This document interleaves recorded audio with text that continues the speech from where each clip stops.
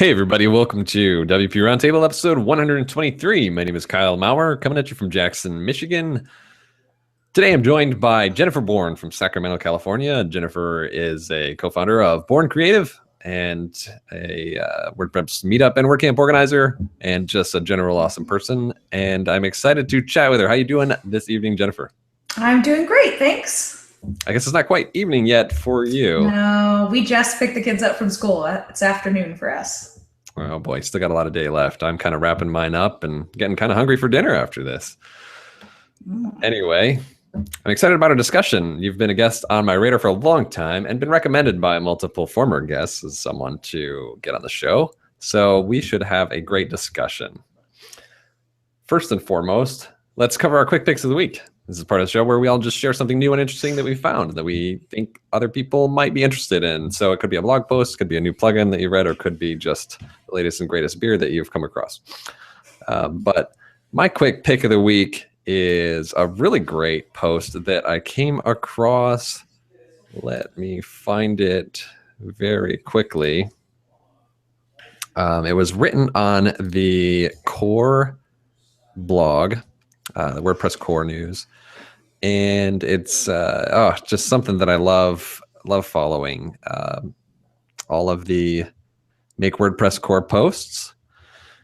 And this one was, I should have had the link already up, but yes, the preferred languages research by Pascal Birchler.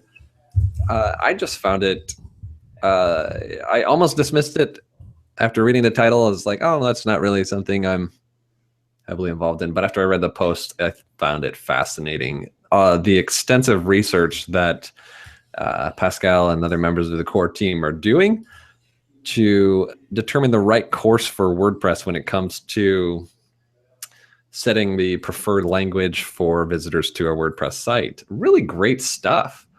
They looked at how a lot of other popular web platforms from Wikipedia, Joomla, Drupal, Typo3, Facebook, WordPress.com, other popular platforms, how they are handling language selection for users, and dive into some HTTP header technology that is available that could be taken advantage of, fallback languages for users who have preferences set in their browser. Cool stuff. There's some interesting opportunities for WordPress to really make a few big steps forward when it comes to setting languages for users. So these research posts on the Make Core blog are just fantastic, and this is just another one of them. So I'll drop a link to this, and I recommend you take a look at it. Jennifer, do you have anything to share with us today? I think the two most interesting things that I've read or found and read lately, I was at Chris Lemma's Cabo Press event. It's been 2 weeks now. So Sherry Walling, one of the other hosts that was there, I got to meet her in Cabo, and she is ridiculously brilliant, but also has a podcast called Zen Founder. And I started kind of listening to some of those after meeting her in Cabo, and they're really, really good. They're interviews with other startup founders. So I've been enjoying that. It's zenfounder.com, I think. And then I also think that there's been a couple really good blog posts on Justin Sainton's website, zowis.is. I think that he has one on margin and then one that was written on what kind of their company meetup looks like when family is a value that they have. So both of those I thought were really interesting because they're not just the typical business kind of regurgitation that you hear, over and over in all the blogs, but some real conversation on what it actually looks like when you're, building your business, and how you make the margin one especially, and how you create space for the kind of success that you want to see. So I thought that both of those posts on his site were really well done and worth a read for any owner. Excellent. Thank you for those great recommendations. I recommend everybody take a look at them as well. So at this point, I want to dive into your background a little bit, Jennifer. And so just in case anybody doesn't really know your story, let's give it to them, and let's give them the good version. Take us back a little bit To young Jennifer, back before your Oh, career really got on track, before your business existed, before Brian, before a whole lot of things. Tell us a little bit about what you set out to do professionally. You wanted to do something. You said, I'm Jennifer Bourn and I want to go out in the world and I want to do X, Y, Z. Tell us about what that was and how you set about doing it. oh man. I wanted to be a teacher. I wanted to be a dancer. I wanted to be all kinds of things. But I'm the oldest child, and the oldest child likes to please her parents. And so my parents really wanted us to be, self-sufficient and to not have to rely on anybody else. And my dad's an electrical engineer, and so I went into electrical engineering as well. So my first few years out of high school and college were pursuing an electrical engineering degree. And it was so boring. It was so boring. I was so bored. And I was usually the only girl in all of my classes. And that was not super fun. And all the boys were not very nice to me once they figured out I got better grades.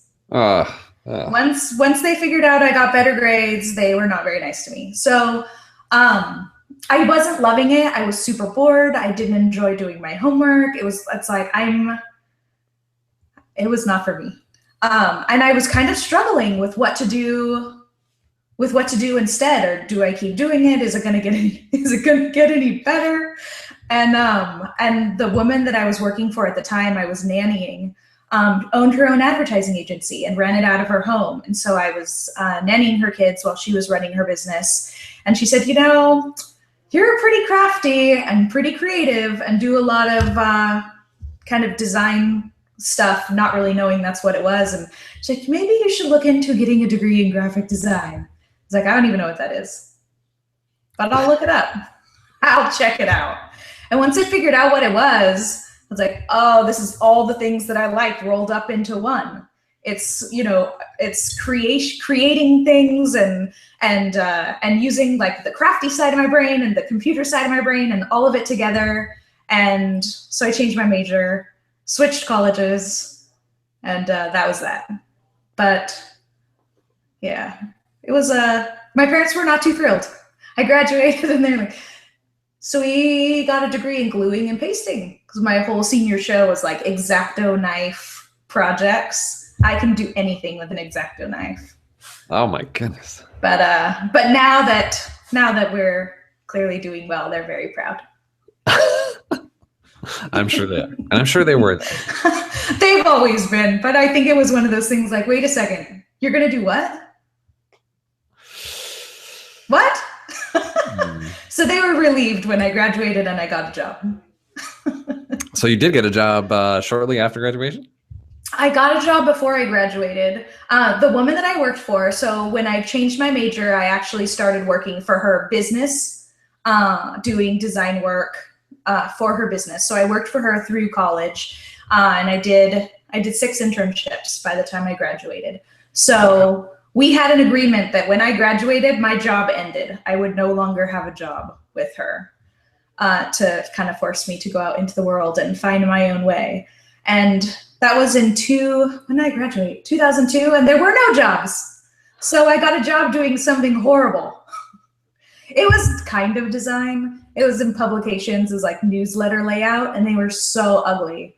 And you know how they have that in newsletters and magazines, the little thing that like says all the people that work there and what their jobs are. They're like, you can put your name in as the designer. I'm like, nope.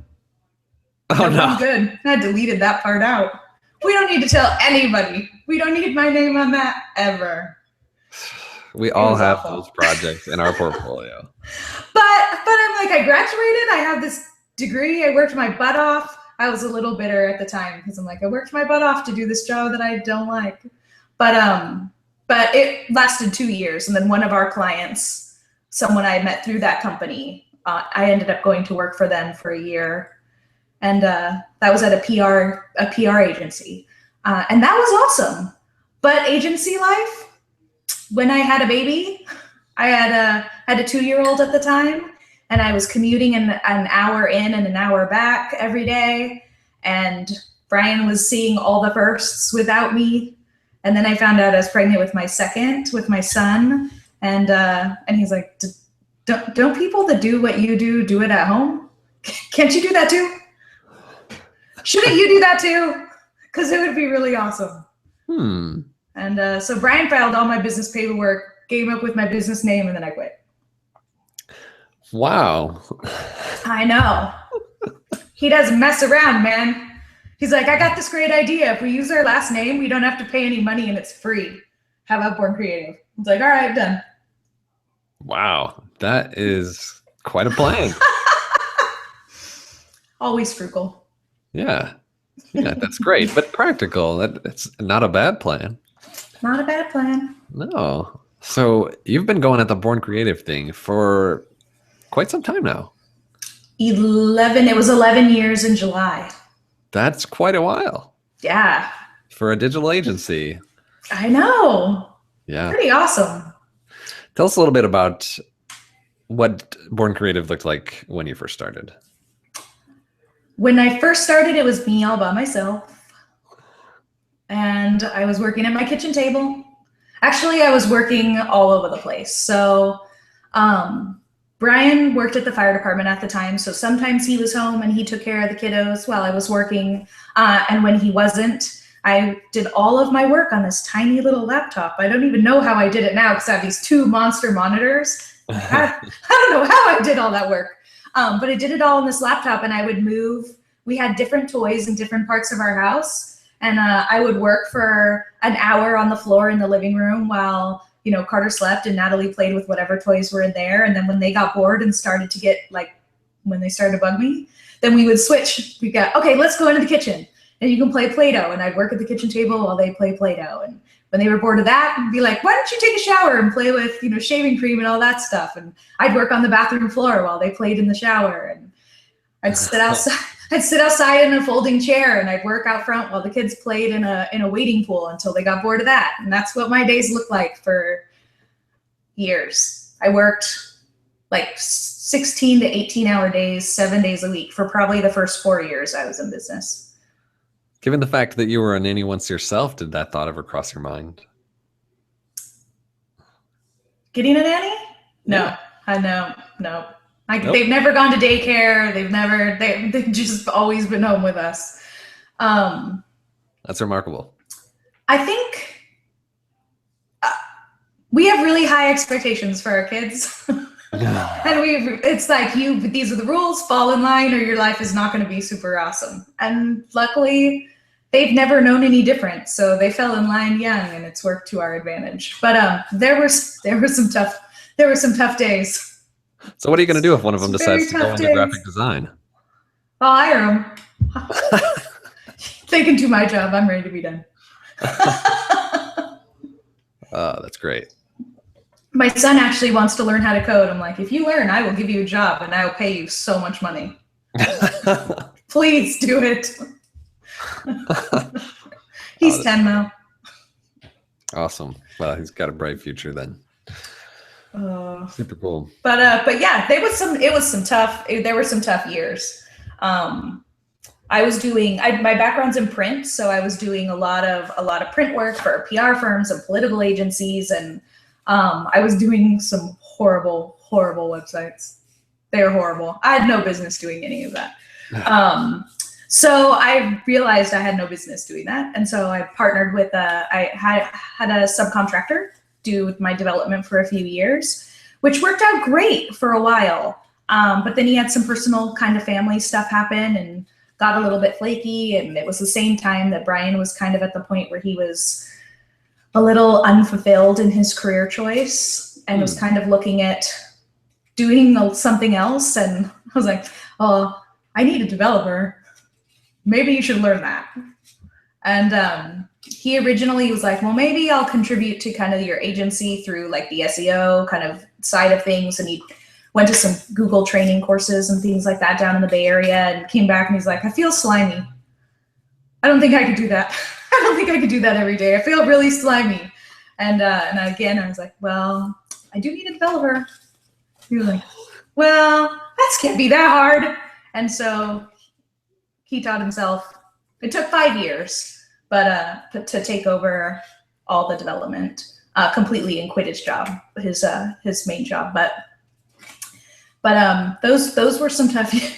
We had a lot of tough years. Had some tough years by myself, and then my schedule got a little bit easier. Well, those 5 years, Brian worked about 100 hours a week for those 5 years, so it was a little rough. Now, luckily, we're reaping those benefits and spending a lot of time going on vacation.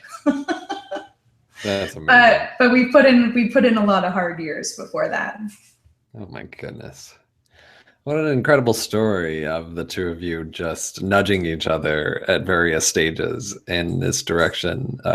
Brian pushing you to pursue your own business, and you nudging him to move into your business as well, and to choose development as the role to play, something you didn't have a background in, as I understand it. No, he didn't even know what HTML was when he was like, I should do something maybe in your business. And despite the fact that it wasn't something that was your strong suit, you felt confident he could do it. Well, Brian's always been one of those people that it's like, whatever he does, he ends up being better than you at it. And I know those people. Yeah, and he's always been a builder. So when he was, a teenager in high school and college, he built cars. So he rebuilt VW buses and vans and Porsche. And so he built cars and was in that kind of analytical mindset there. And when it stopped being cars, it started being construction. And he did massive home remodels and construction projects. So it was always kind of that design and analytical thinking of creating. And I think development was just the same brain functions, the same kind of process of problem solving and that creative and analytical side put together. So I think development was just a different medium for that. Wow. Yeah, that's remarkable. So, just curious how he feels about that now. Like, is there any, like, you were right, dear. Yeah, this is the thing for me.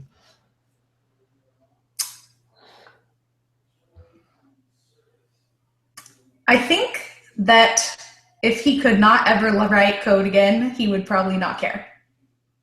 Interesting. I think he really, we're at a point now where we both really enjoy what we're doing. We really enjoy the work we're doing, the clients we're doing it with, which is a lot, because I got to a point in my business back in the end of 2013 where it's like, I hate what I'm doing. I hate everything about this. I hate my day. I want to quit. Like, fire me, find another designer, like, peace out. Glad you learned development. I'm done. And so we had to make some shifts and some changes in our business to fix that. And we have, luckily. And so now we're both kind of back to a point of really enjoying where we're at, the people that we're working with, the work that we're doing, but we're also both doers. So I think we get to a point where things are good and easy and kind of that status quo, and we like everything. And now we kind of look at, well, what's next? What can I do next? What's kind of the next thing on the horizon? And I don't think either of us really know, but I think we're both kind of looking at, we're still really young. So we've got a lot more to do. That's inspiring. And it's just such a cool attitude to have and a good position to be in. One thing that strikes me after 11 years of running Bourn Creative, and that's something that we should cover a little bit, but you're an entrepreneur, and it sounds like, was your father as well? No? Oh, okay.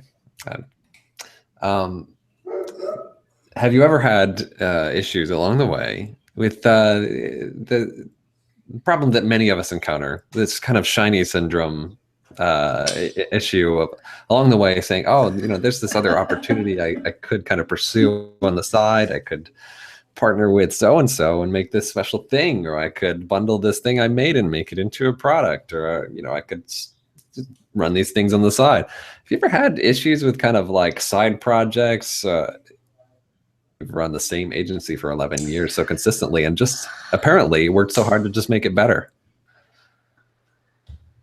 So I used to, I haven't done a program in a couple years, but for like 5 or 6 years straight, I invested in high-end, large-scale mastermind programs with all different kinds of coaches.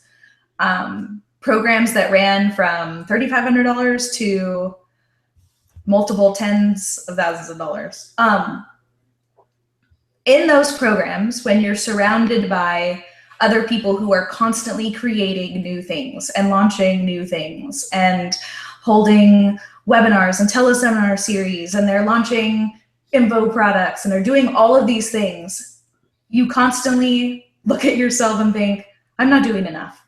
I should be doing something more. I should be creating something. I should be launching something. I should be making something. I should be doing something. They've got, every time an email newsletter hit my inbox, I'm like, oh, they're doing that. They're doing that. They're doing all these things. And it's easy to feel like you should be doing that too. And I did that for a couple years. I did live workshops. I did online courses, webinars, teleseminars, all kinds of things like that. And I was at a mastermind event one year, and I said, and I think this was in early 2011. And I said, I don't know what's next. Like, I don't know what I should create next. Should I do, a membership platform? Should I go into courses? Should I do more live workshops? I don't know what the answer is, and I want somebody to just tell me. And the mentor that ran the program at the time said, why do you feel like you have to do anything? Why can't you just do what you do, but do it bigger and better for more money? And it was kind of one of those aha moments of, oh yeah, I don't have to constantly be creating something new, but I can instead look at what I'm doing right now and how do I make it better? And how do I make the experience better for the clients? And how do I grow the value in what I deliver so I can charge more for that? Or how do I work with bigger clients or better clients or clients that I enjoy working with more? So instead of putting all of that effort into constantly running after the next thing, how can I put that effort into making what I'm already doing that much better so that I'm creating more profit and I'm creating more margin to do things other than work? That's amazing. It sounds like the perfect advice at the right time. It definitely was. And I kind of go back to that a lot. And now that we've successfully kind of shifted things in the business and I have a lot more margin and a lot more time, I've worked much less this year than I ever have. So I'm working on creating some new things that will be coming and launching in 2017, which I'm really excited about. But I think that over and over, we've had to come back to the core of what our values are and what's important in our life and what stage in our life that we're at, because what's important and what matters and what you're valuing at the time changes based on the stage of your life. So I couldn't sit there and compare what I was achieving in my business to someone else who, like the coach that was running one of the programs I was in. She's 15 years older than I am and single and has no kids. So if she works 24 hours a day, 7 days a week, who cares, right? Sure. Married, kids, mortgage, my life is so different and I'm 15 years younger. I can't sit there and say, oh, how come I'm not where you're at? Your life is completely different. The phase of life is completely different. Your business is completely different. But I think it's easy to kind of make those comparisons and say, how come I'm not where they're at? Or how come I haven't achieved that yet? So I keep going back to that same advice that just focus on what you're doing and do it better and do it bigger and do it for more money. And if you constantly look at how can you do that over and over, then I think you'll continue to thrive and grow and be successful. That's so awesome. Really good advice. And I'm sure great for a lot of people. Really, that's your struggle at that time is probably the same that a lot of people are still going through right now, I'm sure. I wonder if maybe you could tell us a little bit more about how Bourn Creative has evolved, and especially like after those pivotal moments in your business, those epiphanies maybe that you had. How has your business changed to become what it is today? What is it that you offer and specialize in now, and what strategic adjustments did you make that really made an impact? Oh man. When I was by myself, I had no one to kind of keep me in check. I guess that's the good way to say it. So I just was like, I did whatever I wanted. So I mean, like, I think somebody would say, wow, you're really good at that. You should offer the service. I'm like, okay, and put it on my website. So, so I was terrible. Those first few years, man. Woo. But I offered all kinds of services. I offered marketing services. I offered all kinds of stuff. And I very quickly realized that offering marketing services is like it's terrible. Because no one wants to do the work, but they want to blame you when they don't get the results that they want, even though they didn't do the work. So I got really wide with all kinds of services because I wasn't quite sure what I wanted to do or who I wanted to be when I grew up. And then the first kind of big evolution of the brand was realizing I got way too wide and I had to cut a whole bunch of services out and get a little bit narrower, and cut out all the marketing stuff and the things that I didn't want to, I like doing, but I like doing for me, not necessarily for somebody else. So that was kind of the first big kind of overhaul that went into the business. And then I started networking when like women's business groups and conferences and internet marketing conferences and things like that. Because if you're struggling to get business, the best place to be is an internet marketing conference where every speaker on stage says, you need a WordPress website. And someone goes, what do you do? And you say, I build WordPress websites.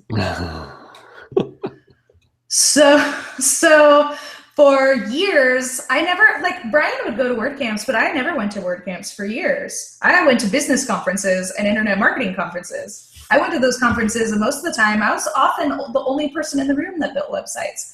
So I got a ridiculous amount of business from those conferences and then those types of mastermind programs and things, because people just, they want to do business with someone that they've met, that they trust, that they've talked to. And so for years, my business was almost solely based on doing business with women entrepreneurs and individual independent women in business. And it was great. I was a woman in business. They were like, sweet, I'm a woman, you're a woman, let's do business together. And then Brian started getting involved and he was like, we got to man this brand up. I used to have, like, our brand used to be rainbows and was lots of colors. Oh my. And he was like, yeah, no, this has got to go. So, I refused. I was like, no. We argued about that for a really long time. And it's not all unicorns and roses when you work with your spouse. So we didn't agree. So we made a compromise. We kept the rainbows, but it got much, much simpler and much more streamlined. And we kept that for a couple years. We got rid of more services. We narrowed things down. We stopped offering like a la carte services. The clients used to be able to call and say, well, I just need a postcard for this event or an invitation or one-off little things, and they were killing my time. So we just stopped offering a la carte services to new clients. So the only way in the door working with us was through a brand package or a website package. And then once we went through one of those with you, then anything that we do was available to you. And that was kind of the first huge overhaul of services where we said, you know, we're going to put kind of a gate at the door that you've got to be willing to spend a certain amount as a new client, or we can't make it happen for you. And then when Brian quit his job and it was maybe a little while after that, he was like, yeah, the rainbow's got to go. Like, these women entrepreneurs are great, but we need to work with some more serious businesses. We need to work with some people who are spending other people's money. So they're like, what? How much do you charge? Sweet, no problem. It's in our marketing budget. He's like, we got to make some changes. So So he's like, we got to man the brand up again. The rainbow's got to go. Like, we need everything new. So we ditched, and at that time I was ready. I was ready for it. I was okay with it. So in 2014, we ditched everything but the name. So we rebranded the business, repositioned the business in the market, and started saying no to all of those clients that we used to work with, to make room for the new types of businesses that we were targeting with our new site, and with kind of the new messaging that we were putting out there and the way that our business was showing up. And the right clients that we wanted showed up, which was awesome. But yeah, Brian was like, no, all this has got to go. And he took over at the time all new inquiry requests, because if it was somebody that I knew, I would be like, yeah, we'll still talk to you. Sure, we could do it at that price. And he's like, no, I'm done. We're done. I'm doing it. I don't know who you are. You peace out. You can't pay this? Nope. I don't care who you are. I don't know you, so I don't feel bad. So because I was like, I know you. Like, I feel bad. I want to work together, right? So Brian had to be the gatekeeper for a little bit, and then I got over that, and I don't have a problem with that.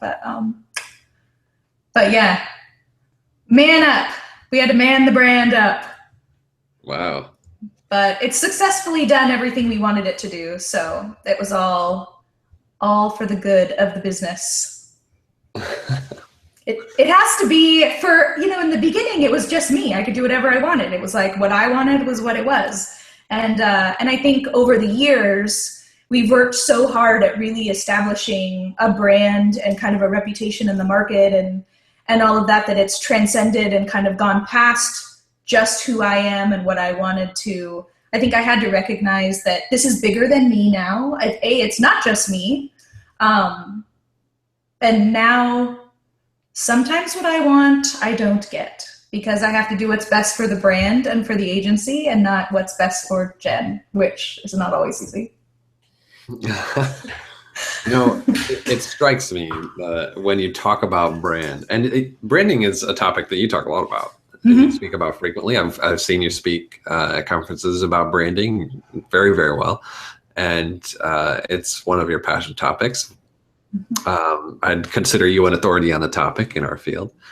But when I think about it, I can't think of that many other digital agencies like mine or yours who invest very heavily in the brand. Maybe we talk a lot about it to our clients where branding is a really big deal, but we're just a small agency. Nobody's ever going to hear about us unless they encounter us. At least this, speaking for many of the small agencies or freelancers that I know.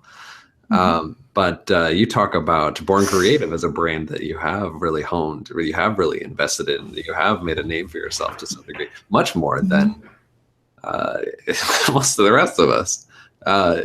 There are probably 1,000 different people in the WordPress community who know my name but have never heard of my company. I've done a terrible job with branding. And I am not that unique in that respect. So how has branding become your thing, and how has investing more than the rest of us in your agency's brand really paid off? I think. And if you disagree with me, you can say so as well. Well, I think that, so there's a couple different things with that. I think the focus for me, the reason why I focused on branding so early is that I was in all these groups surrounded by all these people that were doing internet marketing. And it was really, a lot of it was very shysty and kind of felt gross. And I never was willing to do that with my business. It just felt a lot of the internet marketing felt icky. The hype and the crafting your email subject, like a lot of it just felt icky and not right for my brand, for the kind of business that I wanted to have and the kind of relationships I wanted to build. And so I kind of avoided marketing myself for a long time. And instead, I think, marketing for me is the action that you're taking to get a conversion. like to get somebody to buy something or to sign up or to pay. But branding, on the other hand, is everything that you're doing to build a reputation in the market. So you're not pushing a request at somebody. It's not a constant call to action. It's establishing yourself as the go-to expert in your field, so that when someone says, I need somebody who does, WordPress websites, or I need somebody that does, brand development, that you're the first person that they think of. And it was a lot easier for me to say, yeah, I'm going to do everything in my power to build a reputation in the market as the go-to person. Like, I want to be the only choice, not just another choice. I don't want to be one of 3 people that you call because you have to get 3 bids. I want to be the person you call and say, I love what you do. I love everything you have to say, and I want to work with you. How much is it? Do you take credit cards? Can we get started tomorrow? And with branding efforts, you can achieve that much faster than marketing, because marketing, you're constantly asking someone else to do something. And branding, you're constantly being of service and providing value and building a reputation. So that just felt a lot better. And frankly, it's easier. And I think part of it is getting in front of the right people and consistently showing up with the right message. So people aren't going to remember you if they see you once. They might not remember you if they see you twice, but if they see you 10, 15, 20 times, they're going to remember you. So some of it too is being willing to invest in your marketing and in your branding. For example, for 3 years, I invested in an online coaching program that had anywhere, I think the first year there were like 1,500 people in it. And then it kind of got smaller and smaller until about the 3rd year there were like 500 people in it. But it was like $3,500, 1,500 people in the program. And to be totally honest, I didn't watch a single video in that entire program. But I logged into that Facebook group every day, and whenever someone had a question about branding or websites, I answered their question. And that's it. And of those 1,500 people in that program, every single time someone said, I need a website, who should I call? The answer was me. Wow. And then those people, when they're out and they say, hey, I need somebody that does this, they're like, oh my gosh, there's this woman in this group and she knows everything. And I don't. Half the time I'm like, Brian, what's the answer to this? But it's that act of being present and being helpful. That was always the primary goal, is building a reputation of being that go-to person. When you have a question and you need someone who does what I do, I want to be the first person that you're going to think of. And so as long as you ask every action that you take, is this going to help build the reputation I want to build? If the answer is yes, then do it. And if it's no, then don't. That's amazing. Good advice too. I think one other thing is building a brand within WordPress is where I think a lot of people get hung up, because they're like, well, I got to be famous among all my peers, right? I need everybody in WordPress to know who I am. And that's great. But most of the time, they're not ever going to be your client or pay you any money, right? So it's more important to focus on building your brand in front of the people who are actually going to pay you and in front of the people who are actually going to be your clients. The reputation in the WordPress world will come from you doing great work, right? Right. So very, very little of our efforts have been specifically targeted toward the WordPress community. They've all been targeted toward places, events, programs where the people we want to pay us money are hanging out. I like it. That's good advice. And spot on, I think. So let's imagine the perfect customer for Bourn Creative comes along.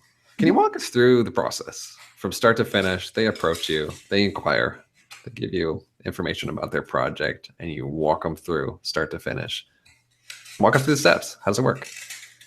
The steps to close the client, or the steps like through the project? Well, as much as you're interested in sharing. I'm interested in the whole process. So we've got an inquiry form on our website, a project inquiry form that we have changed and tested repeatedly over the years. It's been longer, it's been shorter, the questions have been different, but the one we have now, has produced the least number of tire kickers and the highest number of conversions. So feel free to go to boardcreative.com/project-inquiry, fill it out. It gets filled out every day. Brian gets the inquiry form from people saying, I'm just testing your inquiry form to see what it does. And he'll get that. So fill his inbox with joy. But no, so most people either come to us from filling that out, or they fill out the contact form and they say, hey, I was referred to you by this other person. They said to call. Can we chat? So if it's a referral, we schedule a phone call immediately, so we can get on the phone and we can talk to them. If it's not a referral and it's just comes through the project inquiry form, there's a couple different things that happen. So Brian gets all of those. So if it's somebody who's a little more warm and fuzzy, he will oftentimes kick it over to me and have me respond. But Brian responds to probably 90% of all the project inquiry forms that come in, and he will either immediately be able to tell that they're not going to be a great fit, and we will refer them elsewhere. Usually it's because of timeline or budget, because we're typically booked out for a little while. So if they have a quick timeline, usually we'll know right away that we're not going to be able to do that project. So we always either refer them elsewhere. If we're not quite sure if it's going to be a great fit, he'll send an email with some follow-up questions. But those ones that we get and we're like, wow, this sounds like something that would be awesome. This sounds like it would be the perfect client for us. The very first thing we do is schedule an initial phone call to chat on the phone a little bit, get to kind of know each other a little bit, get a little bit of the story about what's driving them to reach out in the first place. What's not working right now that got you to actually fill that form out or to reach out and contact us. And we'll typically throw out some ballpark figures at that point, just kind of based on the initial little bit of information that we've got. And if their reaction to those ballpark figures are good, then typically Brian might give them a little bit of homework and say, hey, there are a few things that I need, or a few things that I want to know more about. And it's easy. He'll just say, I don't have a ton of time to talk to you today, but let's schedule a follow-up call. So the first call is usually only about 10 or 15 minutes. And he usually prefaces it with, I don't have a ton of time today, but I got your form. I wanted you to know that we got it, that this looks really, really interesting. I wanted to kind of touch base, get a little bit of information, and if we both think that this is going to be something worth exploring at the end of this call, then we'll schedule another call to really dive in and get into detail. That way you're not spending an hour and a half on the very first call with somebody who may not end up being a great fit. So our process for that usually is about 2 phone calls to figure out if this is something that we're both, the client, the potential client, and us, if we're both really interested in pursuing. Sometimes it requires a third phone call, but very rarely. Usually it's only 2, and then we send over a project agreement, and that is our contract plus some marketing stuff in there. So included in our contract are client testimonials, some educational materials, some different things like that give them a little bit more information about our company, make them feel really good about what their experience is going to be like, what they can expect when they're working with us, what we will expect of them, how the process is going to go.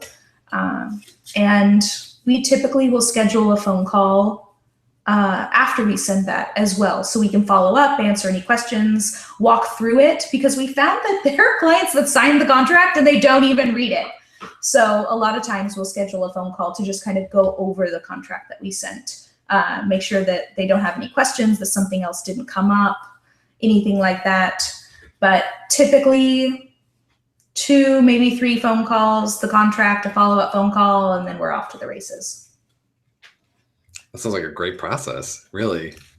And it just, if I didn't know you and your story, I would be remarking, this sounds like a person who's really learned a lot of lessons along the way and has really honed their process and polished it over time. You know, it's funny. There's a lot of talk and a lot of blog posts about, you know, automation and systems and processes and things like that, kind of hitting a lot of WordPress blogs and things like that lately. And this is something that we implemented in our business in early 2011. So we automated our process.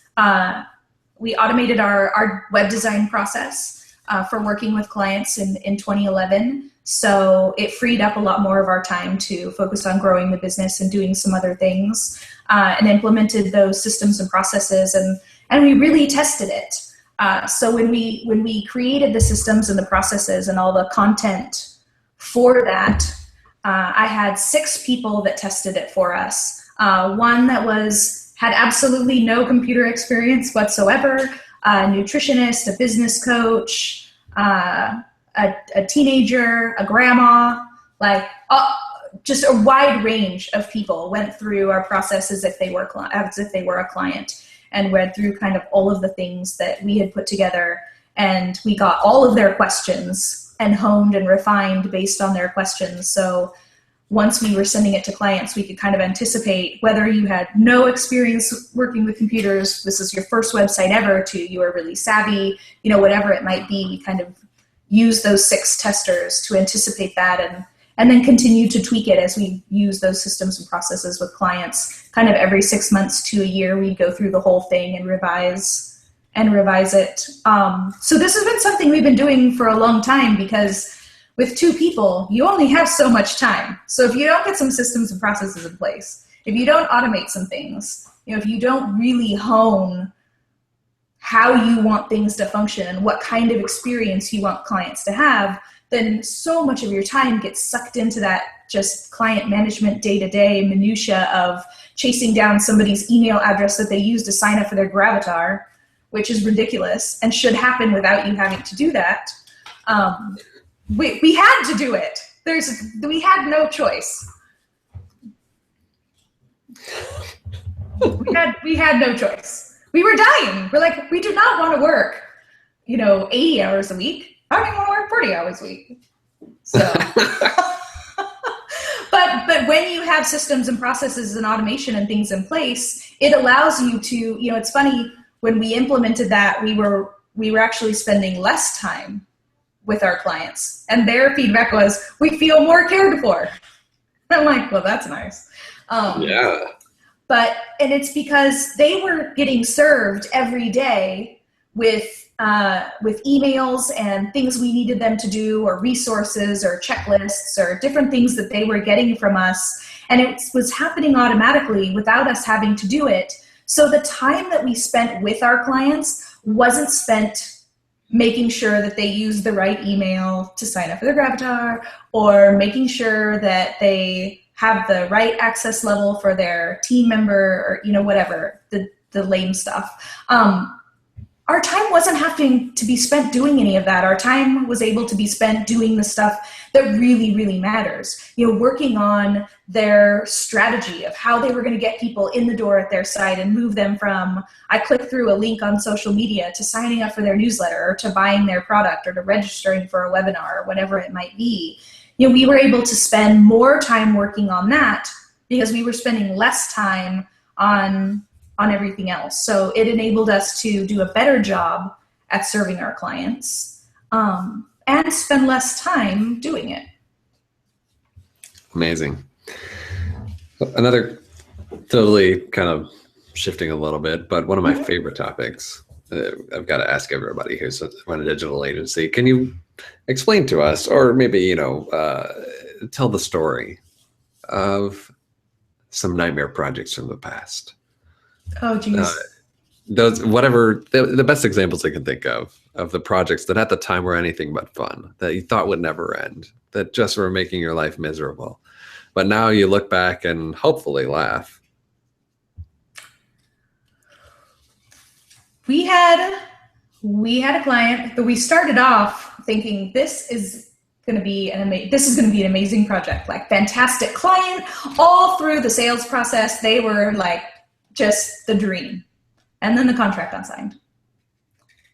And then every answer was, I don't know, isn't that what I hired you for? Oh no.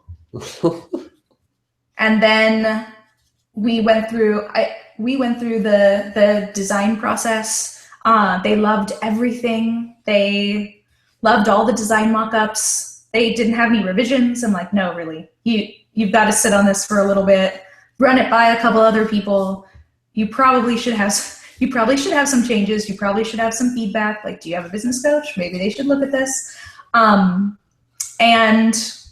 they made a couple revisions, but they were, other than not knowing what they wanted, the design process seemed really easy.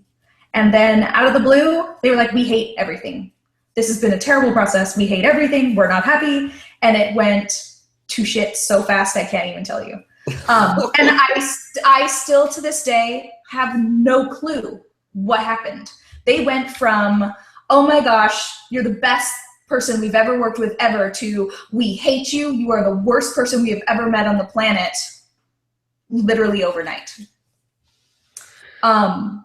And they had approved all of the design work. We had just pushed it into development. Thank God Brian hadn't started developing the site yet. But they wanted all their money back. And we were like, no. Like, we've done all the design work. You approved it. Like, we've gone through several, we did do like 2 revision rounds of revisions. And we said no. We stood our ground and said, we will give you a portion of your money back because we haven't started the development yet. But we went through the whole design process. We did all the work and you approved it. So we're gonna keep that portion. Luckily, we had it in our contract that we could do that. But they just lost it. And for about 18 months, followed me around online and literally stalked me to the point where if I was on a podcast or a show like something like this, they would come and leave comments in the comments about how I was a total fraud and I was a terrible person and no one should hire me. And goodness gracious. They would email, I did a couple webinars and teleseminars with people, and they would email the hosts saying, oh my gosh, how could you have her on your show? Their company is it was horrible. And Brian was like, you gotta be the bigger person. You can't respond. You have to ignore it. And it was so hard. But I did ignore it. It was a year to like 18 months and then eventually they gave up and went away. But that was the worst. That's pretty bad, I gotta say. That was the worst. And I've asked that question we've a lot. encountered some crazies. Big crazies. A lot of people have answered that question on this show. We had one person who, same thing, went through the whole process and was totally happy. Like, we literally built the whole website. She was like, I would love to give you a testimonial.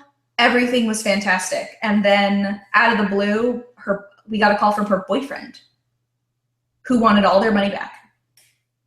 I'm like, we're done. Like, we finished the project. And he started harassing us and threatened to harm my children, and we had to call the police. I still don't know what happened there. I think they must have got into some financial issues and thought if they threatened and scared me that they could get that money back to help with whatever financial issues that were going on. But that's the only time I feared for my safety, and we had to call the police. But yeah, those two are the worst. Web design, people, it's a dangerous business. It's dangerous business, man. You never know. You never know. Well, good stories. You weren't expecting that. Not exactly. Not calling the police. No, that's not everybody has a story. I draw the line at threats against my family, and it was not even a big project. It was like $1,500. It was ridiculous. Well, okay. I know. Thank you for sharing those great stories. And we are getting close to our time here, so I'm just kind of a few final wrap-up questions, actually. Sure. What are some of the things you do for fun outside of work? Vacation. So that calendar behind me is maps our entire life. So for our whole family. So the red is business travel. The purple are concerts that we go to. The green's family vacations. But we get away from the computers and get out of the office. We were booked with fun stuff from the first weekend in June to the last weekend of September, every single weekend. No obligatory crap, only fun, because we put it on the calendar and then we could say, sorry, we're busy. But we get out from behind our computers, we get out, we go hiking. We went caving this summer for the first time, and we're crawling around in muddy caves through little tiny holes, and it was super awesome. We do a lot of waterfall hikes and exploring caverns and traveling, and we just got back from a week on the road. We drove to Orange County, flew to Mexico for Cabo Press, flew home, and then road tripped from Orange County back home for the week of Thanksgiving. So we did a couple days in Long Beach, Santa Monica, Malibu, Santa Barbara, Solvang, and then home. And so we visited a couple missions, did the zoo, the aquarium, and then we went out to Channel Islands National Park, and we hiked on one of the islands out there because we're trying to visit all the national parks. And I think we only have one more in California, two more in California. But we go to a lot of concerts. We do a lot of hiking. That's great. That's really inspiring and a great way to spend your time. Awesome. Fantastic. So for anybody interested or who thinks the idea would be great, where might somebody bump into you in person in the future, the rest of this year or 2017? I am done traveling for this year. The next thing on my plate is Traffic and Conversion Summit in San Diego in February. No, March. No, we're in Hawaii in February. So March. Traffic and Conversion Summit. And we'll probably be back at WordCamp San Diego again. That's all I know for now.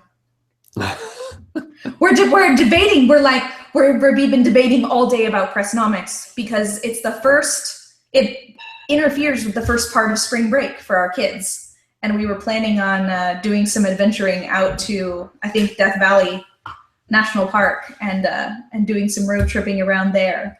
Right. And Pressnomics gets in the way of that. So family vacation might win out. There's nothing wrong with that. And I understand you also organize a meetup in Sacramento. Is that correct? I do. Brian and I co-organize the Sacramento WordPress meetup, and we just finished WordCamp Sacramento and are about to get started planning WordCamp Sacramento for next year. We're trying to move it earlier in the year, so we're going to be getting started on that planning. God, Brian will kill me, but probably next week. Fantastic. Oh, yeah. I can say from experience that getting started on that process early, oof, well He's like, I need a break. I'm not ready.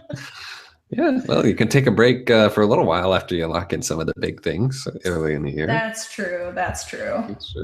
I've already got a lot of my work done for WordCamp Ann Arbor next year. And nice. I'm happy about it. That's awesome. The place is the hardest part. We're trying to figure out if we can do it at the same place again or we've got to move it. So we'll see. It's a big deal. We moved around every year for 3 straight years, but I think we finally found our place. So I just locked it in again immediately. That's awesome. Yeah. So last question. Who are some names of other people you might recommend that I invite on the show in the future? Oh, good call. I don't know who you've already interviewed. You can suggest them anyways. There's no penalty. Let's see. If you have not had on if you've not had on the Beaver Builder guys, Oh, Justin, Billy, and Robbie, they are doing some really amazing things. And their business is really interesting, and some of the different stuff they've got going on is really interesting. So I would say they would be somebody to talk to. Blair Williams, James Laws, they were in Cabo. We got to talk to them a little bit about kind of what's going on in those businesses. Yeah. Off the top of my head, that's who I would say right now. great choices. Great choices. So, as we wrap up, any just parting words about how people can contact you, who you'd like to contact, any pitches of anything that you would like to share, or parting words of wisdom? Oh, well, you can always find me at borncreative.com. I blog there fewer times a year than I used to, much to Brian's sadness. But always at borncreative.com. Or I started a personal blog, which that's where my time is going, at inspiredimperfection.com. And I share our family adventures and recipes and thoughts on work-life balance and all that kind of good stuff. And I would say the biggest thing is that working for yourself is really, really, really hard. And it's easy to feel like you're never doing enough, or that you should be doing more, or that other people are moving faster than you are, or it's easy, especially in this community that's so tight and people are so visible and all of that. It's easy to kind of get caught up in that and get frustrated with yourself, or and I would say the best thing, because I have so been there, the best thing that you can do for that is to temporarily just unsubscribe from people's newsletters. Send them to a folder if you don't want to unsubscribe, and just don't look at them for a little while. Take a break and step off social media a little bit. Like, you don't have to be on Slack all day. You don't have to be on Twitter all day. And look at spending a lot of time just evaluating what's important to you in your life, in your business. We only have 24 hours a day, and everybody's at a different phase in their life and in their business, and everybody's got things going on that you can't see. So you can't compare yourself to the success that is visible on the outside for someone else, because you're seeing their highlights. You're not seeing their everyday. So clear the clutter, cut the distraction, and instead of focusing on what everybody else is doing and what's going on around you, you focus on how you can make your day serve you to the best of its ability. Brilliant. That's a great way to end the discussion. Thank you very much, Jennifer. I appreciate your time this evening. Thanks for joining me on the show. Thanks for having me. It's been great. That's episode 123. Jennifer Bourn of Bourn Creative. Check her out. Follow her online, and say hello at the next conference that she makes it out to. So, Jennifer, thanks again. I look forward to bumping into you again in person, hopefully sometime in 2017. I'm sure it'll happen. Sounds great. All right. You have a good night. You too. Bye.